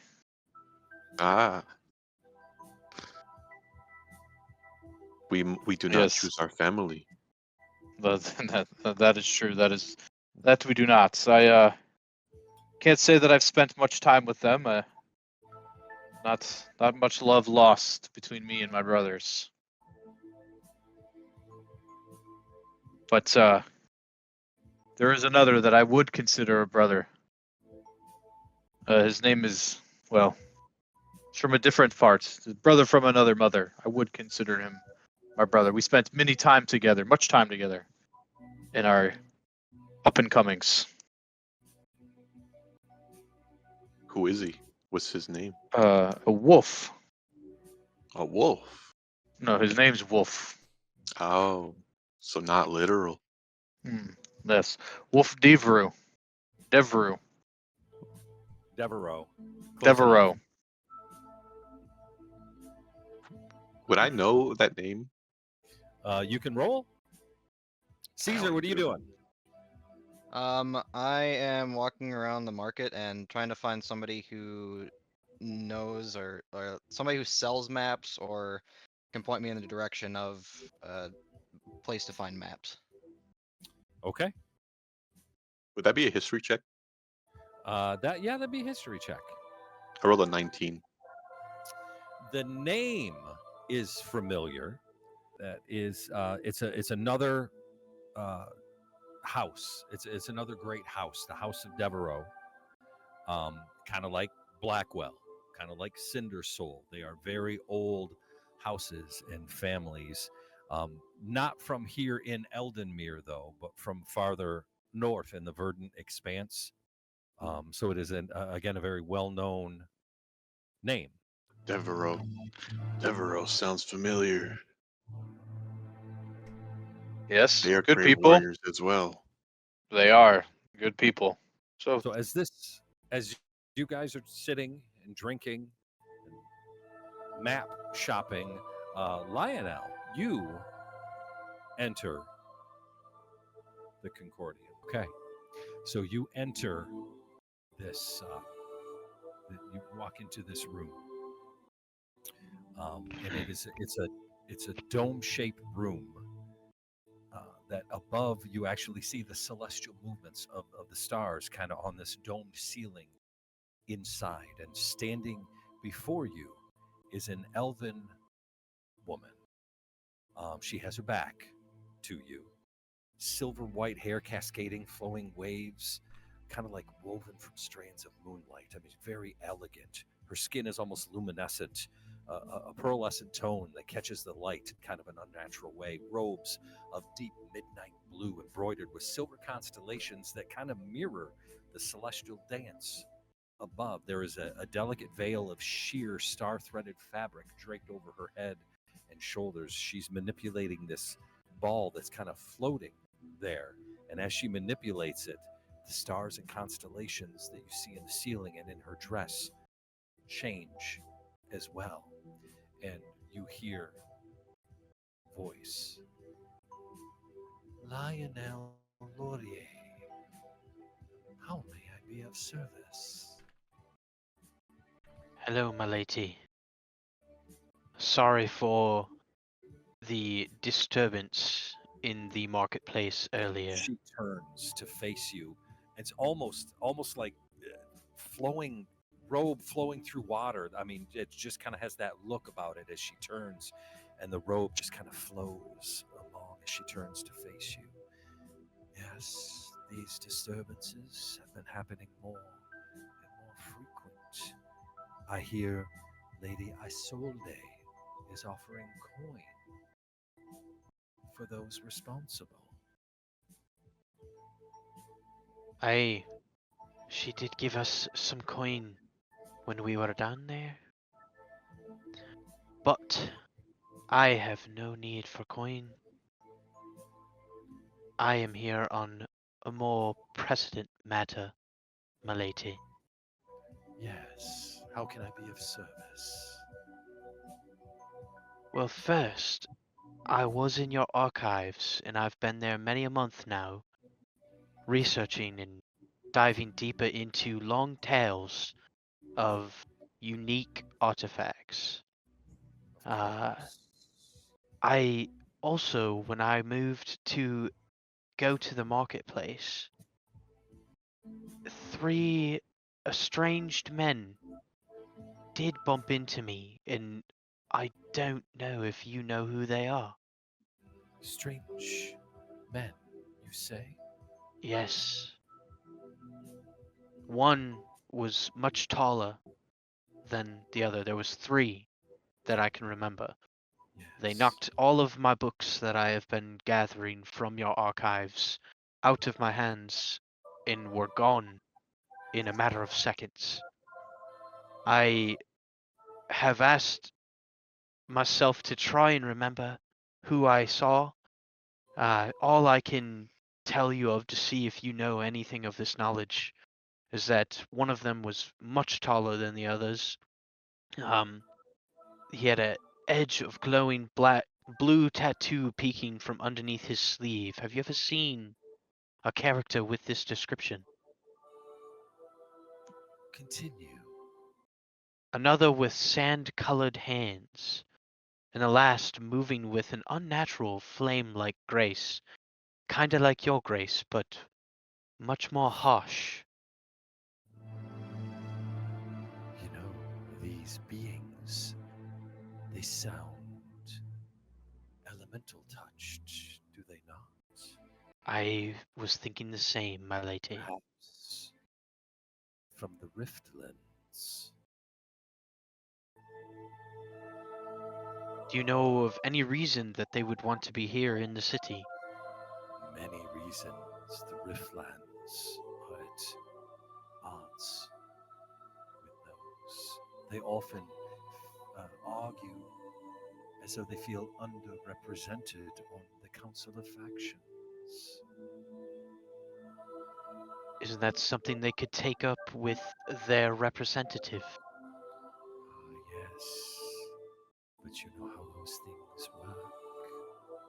Those from the Riftlands, the elemental touched, are often looked down upon Uh, by those in Eldenmere.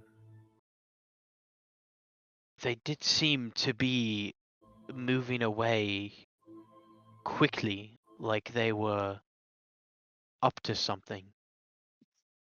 You believe these individuals responsible for the occurrence of earlier this day? I do believe that that very well could be a distraction for them to escape with whatever they were here for.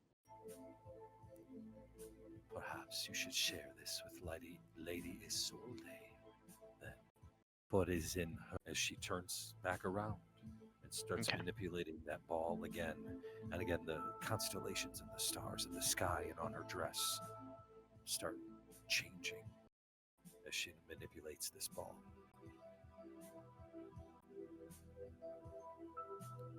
So I'm assuming that she's done talking to me then. As Lionel walks out, um, Drom, Sir Drom and Torin, you're kind of standing there, kind of just discussing amongst yourselves as Lionel comes walking out of the Arcanium Concordia. As you're both all kind of now standing in that big entry way, the main hall of the Grand Concordium. Each of you roll me a perception. Who needs The to? 3 of you. And Jasper or no? Nope. Perception. Let's probably see if we see Jasper. 16. 16? 16 as well. Mine will be 24. Jeez. 24. You do see one being just kind of stands out a little bit. Everybody else is in wizard robes and carrying books and with others. You know, some it is also it's a learning place. So some walking to class and some are discussing, and you see one individual there, kind of robed with a hood, kind of leaning on a walking stick, all by himself.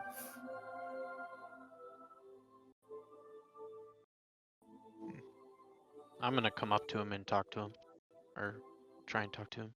I'll come up and say, "What it is that you are here for, my friend?" Just to study,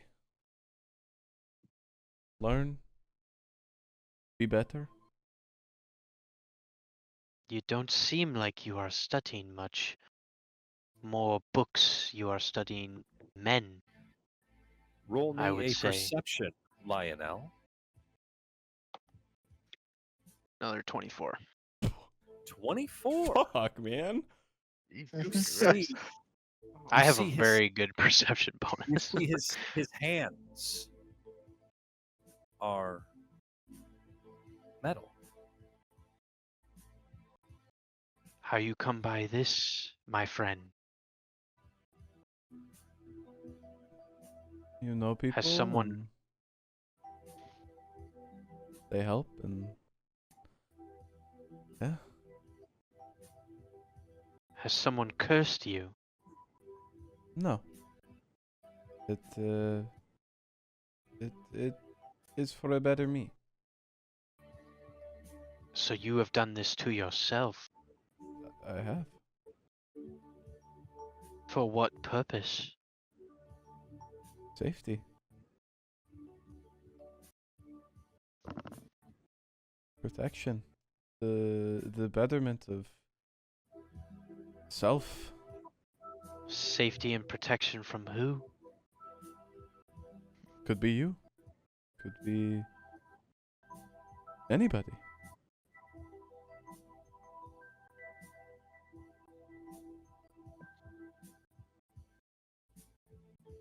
With that, I'll keep walking. Okay. As he's Where you walking going? away, I just want to like you did good out there. I saw you tending to the people. Yes, it is my duty to help everyone of Elarion. You Torin and I and Sir, share the same Torin and path. Sir Drop, you kind of fall in behind the two of them as they start walking their way out of the Grand Concordium, back out to the stairway of the Zenith Spire, and kind of now making their way down because the Arcanium Concordia is way up high, making their way back down the stairway as the two of them are kind of walking and talking at the same time. The two of you kind of fall in behind them. Do I look at the cloaked figure ahead of me that looks kind of out of place amongst the rest, and I'm, eyeing him up and down, looking for like danger or threat. I'm looking for a sword or a dagger that might be concealed. He's walking funny in a way that, Roll is perception. okay.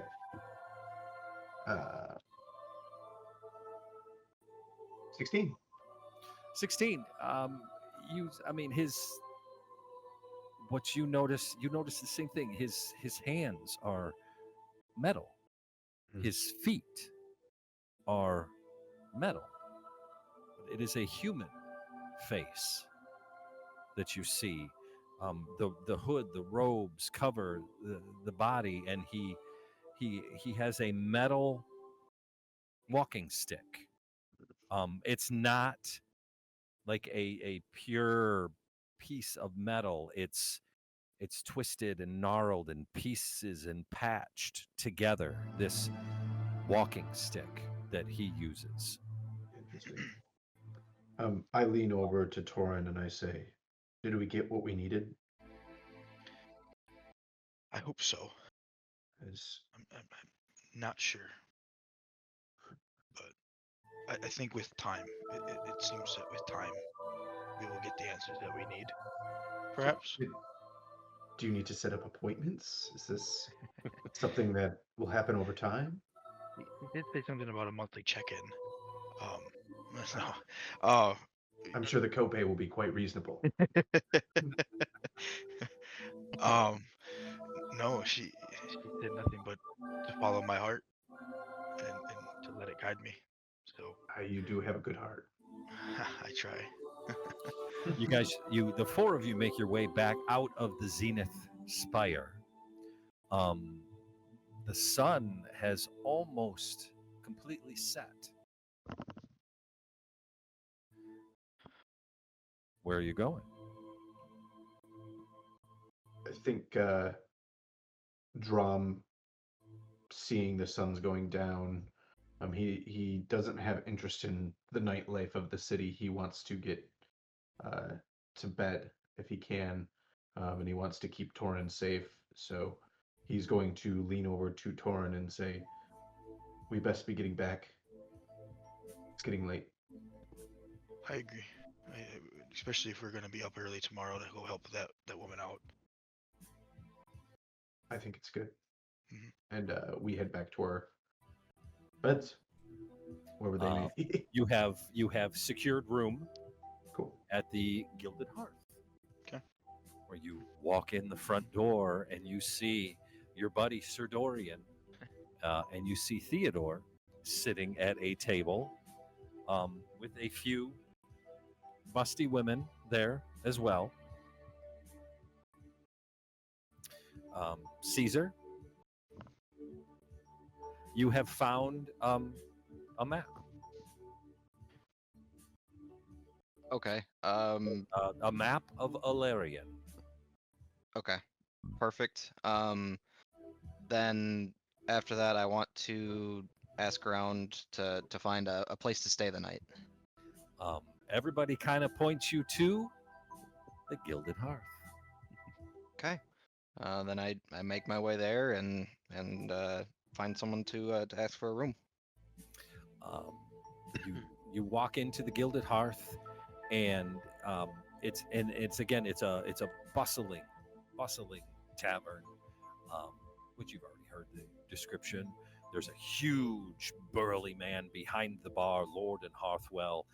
You see a female human, worn leather apron, kind of freckles on her nose and cheeks, just running around serving drinks. You see this old grizzled dwarf every once in a while, kind of, you just see him from like here up as he puts plates up on this ledge from behind the kitchen, and he dings a bell, order up, and then he kind of disappears back down. There is a halfling on kind of that little stage that's in the corner. Hair, a mass of golden brown curls. It falls just past her shoulders. Bright green eyes, just strumming along on a lute, just kind of humming in the background. That is what you see. Okay. I go up to the one that I think is the owner and I ask for a room. What's the rate? And Yeah. Hey, how can I help you there? hey, I would like to stay in one of your rooms tonight. Solo room all by yourself?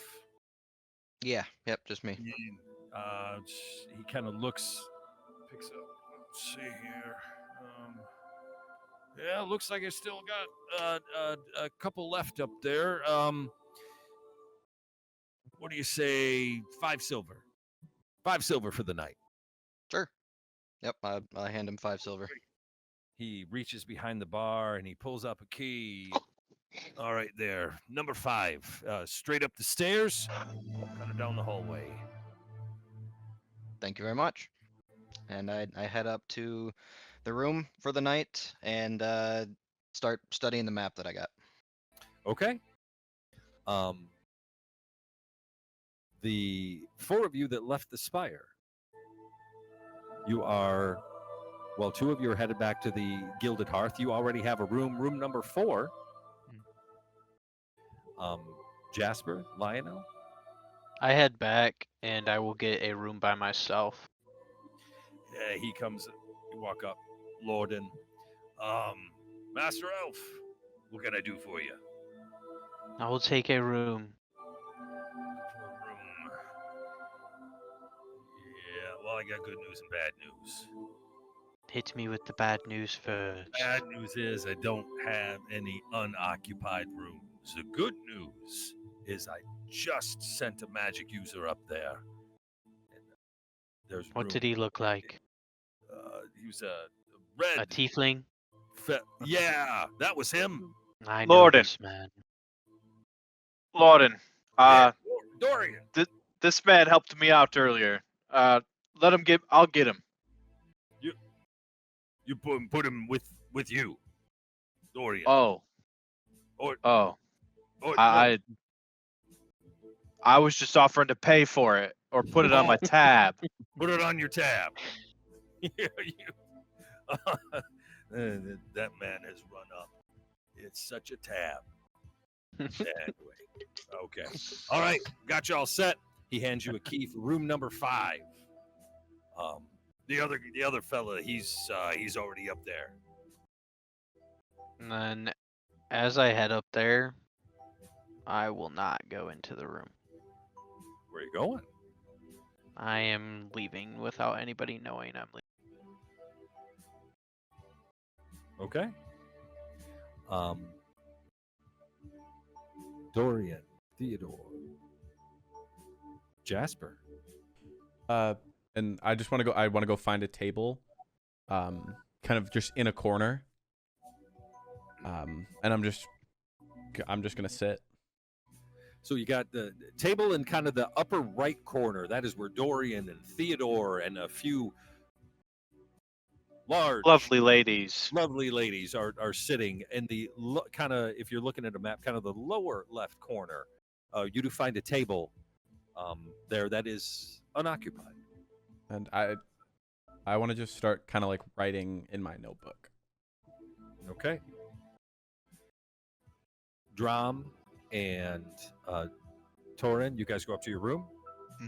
Yep, Theodore? head up to the room. I'm going to Nice to see you there again. You thought you could just sneak in. Ha, Where you been? You We've been disappeared when busy. the guy, the thing showed up, gone, and then you just come back and typical Cinder Souls. Blackwell, you're drunk. Go, What else go is to new? bed.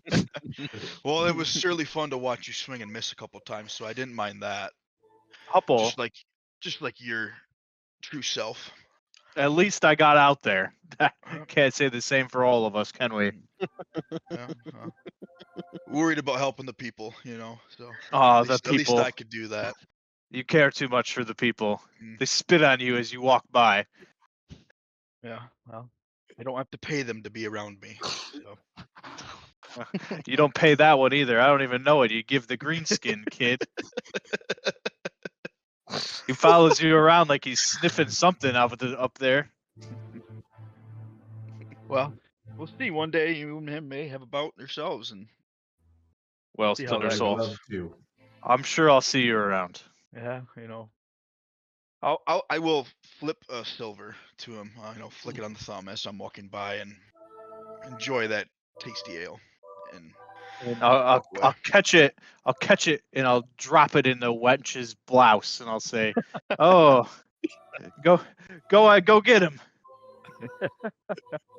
And then as he walks by, I'll spit on the ground and I'll say, "I told you they spit on you as you walk by."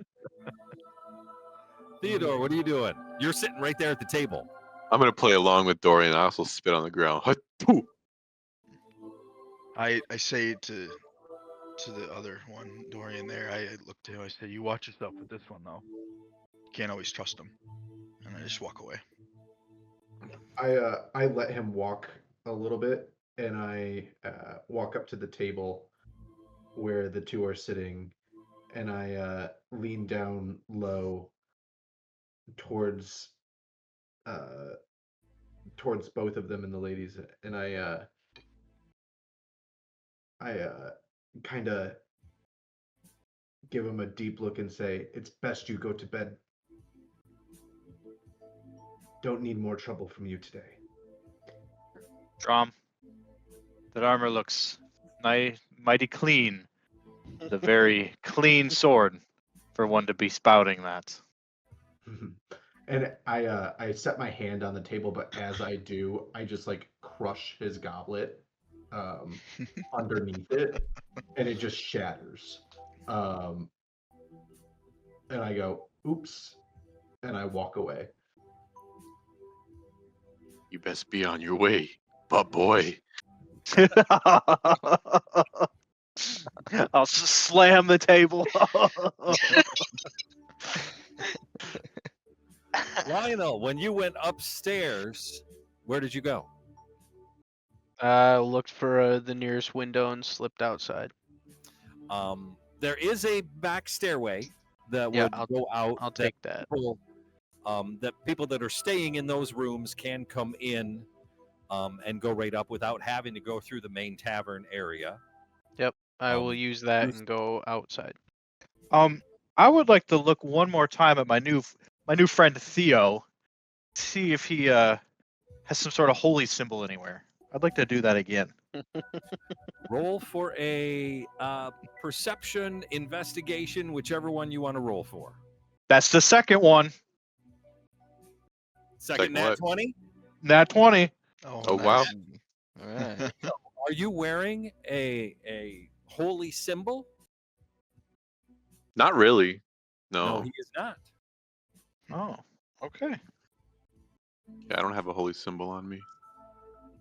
In room 4, Drob is cleaning his armor, and he's just kind of murmuring to himself, "Just give me a reason to get this armor dirty. That black monk." Instead of going to the room, I'm going to make my way to the hallowed gardens, and I will enter my trance once I get there. Okay. So the hallowed gardens, they're just beyond the grand avenues. That's where all the big houses are. As you enter the hallowed gardens, and you find a nice spot by the silent reflection pools where you sit, kind of cross-legged, crisscross applesauce. Kind of close your eyes and enter your elven trance. Yep. Jasper? I'm out. I'm just sitting in the corner. Sitting in the corner as the Gilded Hearth begins. All right, last call. And he comes over and he sits down. That just gets rid of the rabble. You guys don't need to worry about it. All right, have a good night. Yes. Thanks, Lorden. I'd appreciate it. You're always treat me well when we make the venture to town. Well, you did pay for my last house. Uh, Speaking of that, drink up. treat the friends nicely. I got a question for you. The big stone thing. The lady said that happens a lot. Does it happen a lot? Yeah, incursions, attacks, more and more. What I think it is, and this is just what I hear. Hear people talk, magistrates talk, is that the element touched from the Riftlands. They want more. They want more representation of the Council of Factions. They've been arguing and fighting for it for years and years. I think they've finally taken action. I think they're finally taking it physical.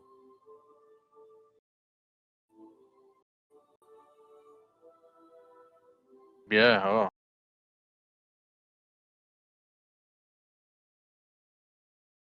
But Yep. I know.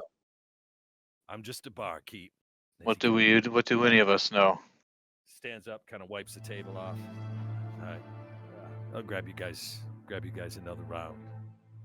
Do we see Jasper in the corner? Yeah. Is he? He's just sitting there while everybody else is getting up and leaving. Yep.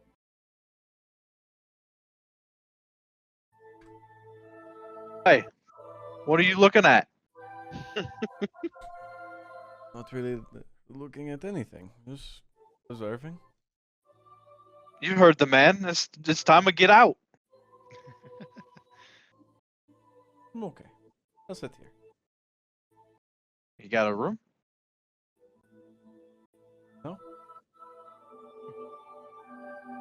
Wait, you got a lady? Yes. Yes. I don't see one at your table. She is. She isn't. She is or she isn't. She can't be both. The world can teach you so many things, my friend. World can teach me so many things. A person is either there or they aren't.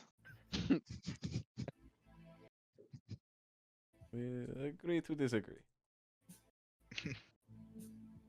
For that, Lorden, give him a beer. To that we'll drink. All right. He drafts another one, brings it over, sets them all at your table. Dorian's table. Come on, lad. Okay. Get up and go. You sit at the table with Dorian and Theodore and a few lovely ladies who there are one on each knee of Dorian's. Now there's one sitting on Theodore's knee and another one at a chair. As you join them, Lionel, you are in the gardens. Everybody else is kind of tucked in for the night. I think that's where we're going to stop for tonight. Sweet. Level up. Not I'm yet. trying to get to 3. Not yet. Not yet. So, thanks everybody for just bearing with us. Here we go. This is campaign number 2, episode 1, with a few bumps, but we'll get there as everybody kind of digs into their new characters and everything. We hope you enjoy this journey with us. We're planning on having a lot of fun with that. Hit the subscribe button below. Make sure you join us next week for more adventures as Elarion, as we continue to grow and get a little better at this content creation thing. Can't wait to share more stories with you, and we'll see you next week.